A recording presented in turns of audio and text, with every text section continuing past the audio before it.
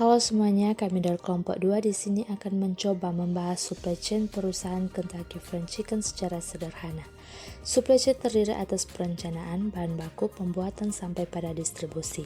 Sedikit info, KFC Indonesia berdiri tahun 1978 dengan nama PT Fast Food Indonesia Tbk. Dan setahun kemudian restoran pertama juga ikut berdiri di Jakarta Selatan. Sejak saat itu, KFC telah menjadi pelopor restoran cepat saji pertama di Indonesia.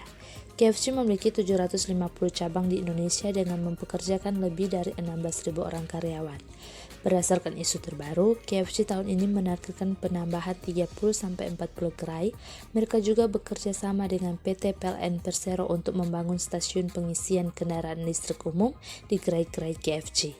Di KFC sendiri, seorang restoran manajer bertugas untuk merencanakan, menentukan, serta mengelola restoran, dan untuk tugas pada bagian persediaan dan distribusi, stok itu tugas dari section control.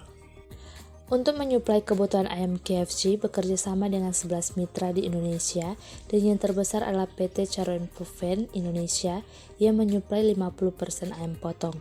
Untuk pengemasan sendiri, KFC menggunakan paper cup yang didapat dengan bekerja sama dengan perusahaan manufaktur paper cup. Selanjutnya, dalam mengelola penyimpanan dan kualitas produk dengan baik, KFC selalu memonitoring kualitas di pasar menggunakan brand image taking study untuk mengetahui perspektif konsumen terhadap KFC. Untuk menjamin segala kegiatan supply chain tadi, KFC secara khusus melakukan pengawasan proses produksi hingga proses pengiriman yang melampirkan sertifikat analisis di setiap pengiriman bahan baku dengan sistem audit food, safety audit, dan quality system audit, ditambah dengan evaluasi secara berkala untuk memantau konsistensi pemenuhan standar bahan baku.